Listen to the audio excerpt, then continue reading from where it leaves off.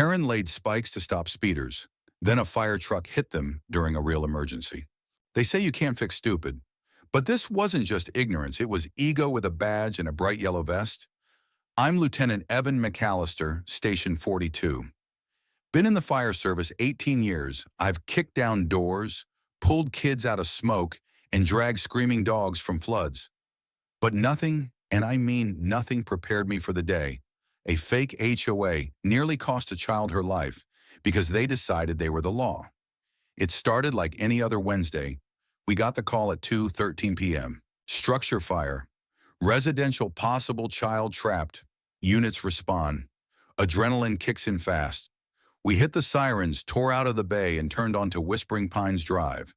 One of those new suburban developments with neatly manicured lawns and too many community guidelines. Halfway down the block it happened. Boom! The truck jolted so hard we thought we'd hit a landmine. I was riding shotgun, and the whole cabin jerked sideways. The left tires collapsed instantly. Sparks flew. Metal screeched. We skidded 10 feet before lurching to a stop, tires blown. All of them flames were already visible. 2 houses down, we piled out. The heat hit us like a wall. Behind us, the road was littered with jagged steel spike strips, dozens of them laid out like a medieval trap. No markings, no cones, no warning. And standing on the corner arms, crossed like she'd just won a war. Karen vest clipboard, smug smile, the full costume. "What the hell is this?" I barked. "They're speed deterrents," she said calmly, placed by the Bellwood HOA Enforcement Patrol. "Too many people speeding through here. You laid down spikes on a public road." "No," she smirked. "Private road maintained by the HOA. We have the right to enforce traffic safety. I almost lost it.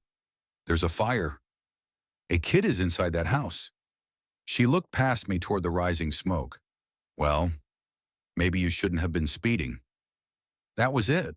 We radioed backup, called dispatch, and ran the last 100 yards on foot, dragging hoses behind us. The child's 6-year-old Mia Nguyen was found unconscious in a second-floor bedroom. She made it. Barely 2 minutes later, she wouldn't have. We carried her out while flames chewed through the hallway behind us. Her mother collapsed in tears. The crowd was silent. Karen was gone. But she wasn't off the hook. After the fire was out, I called in everything. My captain, the sheriff, the city council. What Karen didn't realize, what people like her never realize, is that you don't screw with emergency response and walk away clean.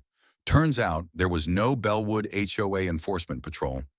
The neighborhood had an HOA, sure, but Karen wasn't on it. She declared herself traffic compliance officer, printed her own vests, and started issuing homemade tickets to delivery drivers and teenagers.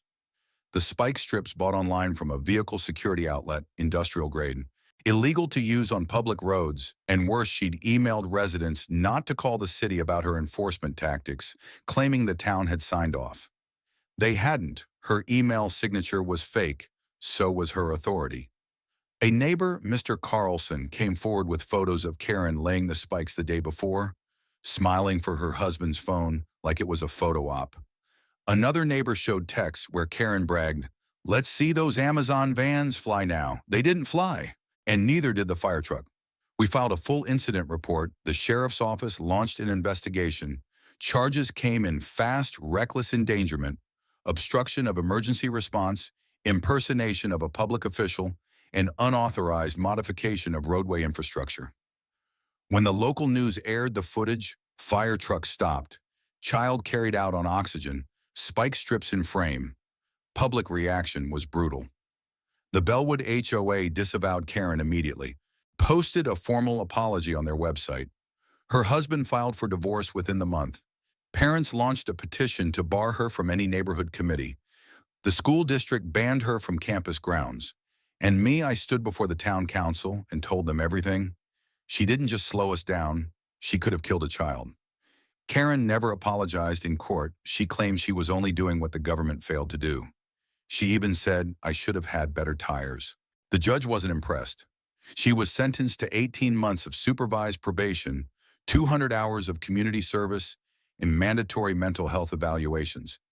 She's now banned from participating in any HOA or enforcement role for life. But something else changed too. Bellwood started working with the city to install real traffic, calming features, legal ones, speed bumps, flashing signs. They put up a new fire access route just outside the subdivision. And most important, they put people over power. I saw Mia again last week. She's walking now. Smiles a lot. Her mom hugged me so hard I couldn't breathe. "You got her out," she whispered. No thanks to them. I didn't need thanks. But I did need to know people had learned something. That authority isn't a costume, that pretending to protect can cause more harm than doing nothing at all. And that sometimes the loudest voices in a neighborhood aren't the bravest. They're just the most entitled, but karma has sirens. The end.